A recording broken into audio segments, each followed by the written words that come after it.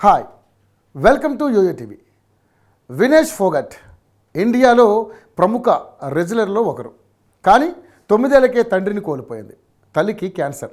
Cut చేస్తే రెజ్లర్లలో అత్యంత విజయవంతమైన క్రీడాకారిణి. ఆమె ఇప్పటి వరకు పెద్ద టైటిల్ను గెలవలేదు. ఆమె కెరీర్లో ప్యారిస్ ఒలింపిక్స్ 3వ ఒలింపిక్స్.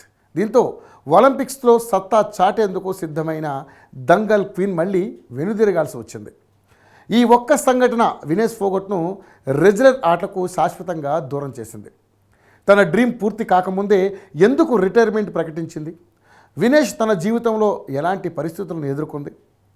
ఇప్పటి వరకు ఆమెకు వరించిన అవార్డులు ఎన్ని అనే ఆసక్తికర విషయాలను వినేష్ ఫోగట్ రియల్ స్టోరీలో తెలుసుకుందాం.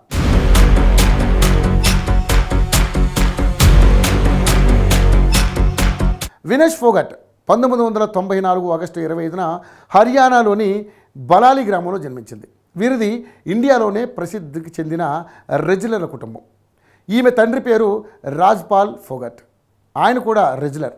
సమాజంలో నైతిక విలువలకు విరుద్ధంగా వ్యవహరిస్తున్నారని మొదట వినేష్ ఫోగట్ కుటుంబం హర్యానాలోని గ్రామాల్లో వ్యతిరేకతను ఎదుర్కొంది.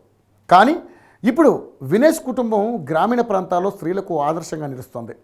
ఇక వినేష్ రెజ్లర్ కెరీర్ విషయానికి వస్తే ఫోగట్ చాలా చిన్న వయసులోనే రెజ్లర్ గేమ్లోకి ఎంటర్ అయింది.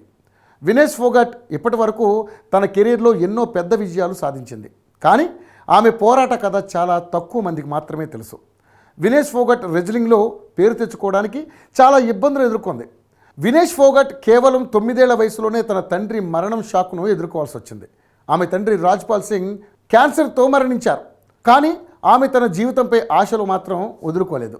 వినేష్ ఫోగట్ అంతర్జాతీయ స్థాయిలో ఎన్నో గొప్ప విజయాలు సాధించింది. ఆమె కజిన్లు గీతా ఫోగట్, బబితా కుమారీలు కూడా అంతర్జాతీయ స్థాయి కుస్తీ క్రీడాకారిణులు. ఆమె 2014, 2018, 2022 క్రీడల్లో బంగారు పథకాలు గెలుచుకున్న బహుళ కామన్వెల్త్ గేమ్స్ బంగారు పథక విజేత. 2018 ఆసియా క్రీడల్లో బంగారు పథకం సాధించిన తర్వాత కామన్వెల్త్ ఆసియా క్రీడల్లో బంగారు పథకం గెలుచుకున్న మొదటి భారతీయ మహిళ రెజ్లర్గా వినేష్ నిలిచింది. ప్రపంచ రెజ్లింగ్ ఛాంపియన్షిప్లో కూడా 2 కాంస్య పథకాలు గెలుచుకుంది. అంతేకాదు వినేష్ 3 సార్లు ఒలింపియన్. 2016లో 48 కిలోలు, 2020లో 53 కిలోలు, 2024లో 50 కిలోలు అనే 3 వేరువేరు బరువు తరగతులలో పోటీ చేసింది.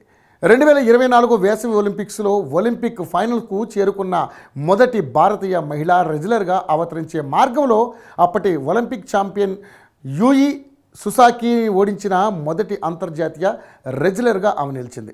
అయితే ఫైనల్స్ ఉదయం వెయిటిన్ సమయంలో నిర్ణీత బరువు కంటే 100 గ్రాములు ఎక్కువగా ఉన్నందుకు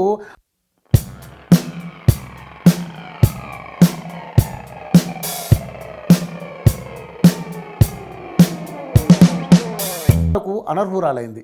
దీంతో కోర్ట్ ఆఫ్ ఆర్బిట్రేషన్ ఫర్ స్పోర్ట్స్లో ఫిర్యాదు చేసిన ఆమె తీర్పు రాకముందే 2024 ఆగస్టు 8న రిటైర్మెంట్ ప్రకటించింది. వినేష్కు తన కెరియర్లో ఎన్నో అవార్డులను సొంతం చేసుకుంది. 2019లో లారెస్ వరల్డ్ స్పోర్ట్స్ అవార్డులకు నామినేట్ అయిన ఆమె ఈ అవార్డుకు నామినేట్ అయిన మొదటి భారతీయురాలు. 2023లో అప్పటి ఇండియన్ రెజ్లింగ్ ఫెడరేషన్ అధ్యక్షుడు, పలువురు మహిళా రెజ్లర్లచే లైంగిక వేధింపుల ఆరోపణలు ఎదుర్కొంటున్న బీజేపీ ఎంపీ బ్రిజ్భూషణ్ చరణ్ సింగ్ వ్యతిరేకంగా 2023 భారత రెజ్లర్ల నిరసనలో ఆమె భాగమైంది. 2016లో వినేష్ ఫోగట్ అర్జున అవార్డును అందుకుంది. 2018లో ఆమె స్పోర్ట్స్ అథారిటీ ఆఫ్ ఇండియా ద్వారా పద్మశ్రీ నామినేట్ చేయబడింది.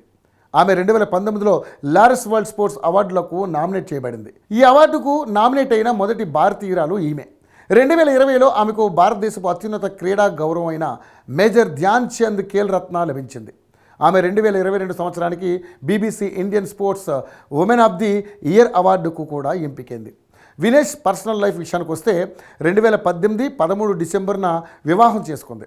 ఆమె భర్త సోమ్వీర్ రాఠీ జిందా నివాసి. వినేష్, సోమ్వీర్ 2011 నుంచి ఒకరికొకరు తెలుసు. భారతీయ రైల్వేలో పనిచేస్తున్నప్పుడు వీరిద్దరూ కలుసుకున్నారు. రెజ్లింగ్లోనూ పథకం సాధించాడు. వినేష్, సోమ్వీర్ల నిశ్చితార్థం విమానాశ్రయం పార్కింగ్ స్థలంలో జరిగింది. ఇది ఆ సమయంలో వార్తల్లో నిలిచింది. ఇలా ఎన్నో రికార్డులను సొంతం చేసుకున్న వినేష్ ఫోగట్ నేటి తరం క్రీడాకారులకు ఎంతో ఆదర్శం.